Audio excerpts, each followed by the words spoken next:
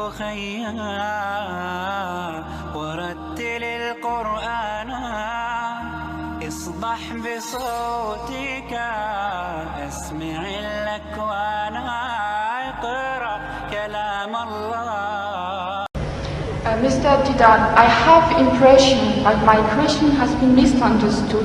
I didn't want to challenge you or to hurt you. I just wanted to ask you for some advice for a person who doesn't believe. I just wanted also to ask you for advice because I am a non-believer. I would want to believe in Islam, but I just want some advice. Yes.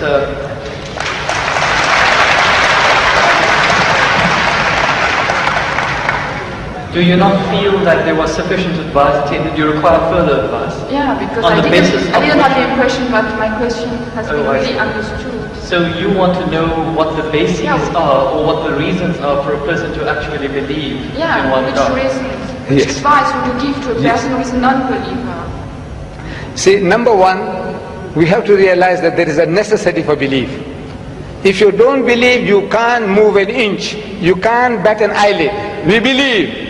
The very fact that you believe that if you come there, stand before the mic, and when you utter the words will reach me. If you didn't believe, you wouldn't have taken that step. If you didn't believe that you will be visiting this hall and listening to a lecture, you wouldn't have come. So belief is fundamental, is basic to any move that you make. Now, without belief in what? That there is a creator. Number one, that somebody made this machine. Man, woman, he made it. And that this machine is not given without instructions. Every machine carries with it instructions. Never mind how simple that mechanism is, you get instructions. Your washing machine, your hair dryer, your motor car, anything, everything, you need a book of instructions. This most complicated mechanism, the human being, created and left without instructions, who says no, he has to be given instructions. And God Almighty, we believe that there is a creator, and this creator through his messengers, one of us, he has been conveying those messages to us, directions, instructions to us. Whether those instructions remain in the pristine purity or not, that is something that is now debatable. But the instructions were given, and it is through those instructions alone can man find ethics, can man find morality. Without these instructions, there is no ethics and there is no morality. Man, being an animal by nature, he will behave like animals. It's only because you believe that there is a creator, and this creator said that thou shalt not marry your mother, you will not marry your sister, you will not marry your daughter. We say we believe, we believe, we believe. You say no, I don't believe, then the person is nothing better than the animal. See, the dogs and pigs, the way they behave, he said, well, I behave just the same because I'm an animal also. So you have to believe. But now what are you going to believe? Where is the source of that belief? Instructions which is not contaminated, which is not spoiled. In the origin we say all prophets of God, all messengers of God were divinely ordained. But the messages, because they were not preserved, God sent messengers after messengers. Messengers after messengers. This is his way to rectify his creation. And in that system of sending messengers to mankind, Muhammad was the last, the culminating point in that messengership. And he left with us this book. And if you read this book with an unprejudiced mind, if you haven't got one, I can present one to you if you haven't got it. This is an English translation of that book, the Quran, with an index. Anything that you want to know about God. Open G, God, more than 140 different references. That you say, that I can't believe in God. So he reasons with you. This God of the Quran doesn't say, I'll fix you up and I'll twist your nose and I'll put your full out. No.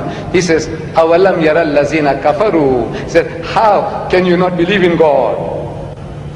He says, كَيْفَ تَكْفُرُونَ بِاللَّهِ. So how can you not believe in Allah? وَكُنْتُمْ أَمْوَاتًا. Seeing that you were non-existent, you were dead, and He brought you into being. ثُمَّ يُمِيتُكُمْ. He will cause you to die. ثُمَّ يُحْيِيكُمْ. And He will bring you back to life again. ثُمَّ إِلَيْهِ تُرْجَعُونَ. And to Him will be your return. So if you start reasoning, and you see how true the statements are, that you were non-existent. You, I, everybody, non-existent. The men of science will tell you that this earth was a molten mass.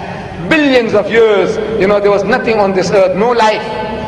The thing was all boiling, boiling, boiling. And the vapors went up and came down, and the vapors went up and came down, and over a period of millions of years, it started to cool. And then life started to germinate, and so on and so on. So there was a time when mankind was non-existent, and God brought you into being. Very true. And now you're going to die. But that is not the end. That you now, there is something in you, which is other than the body, that real you. Now that real you, which is the driver of this body of yours, will be made to account for your actions. It's only natural that this person, like Hitler, look, he got away with it. He incinerated 6 million Jews. On account of him, 40 million people died in the Second World War. He's just going to get off scot-free? If he says, no, I don't believe, and there's nothing there on the other side, that means he's free, finish. No, no, no. He will have to account for his deeds. Everyone will have to account for his or her deeds. It is a natural, sequence of our attitude and behavior. And this book explains all that. If you haven't got one, this book is yours. If you haven't got one. You got it?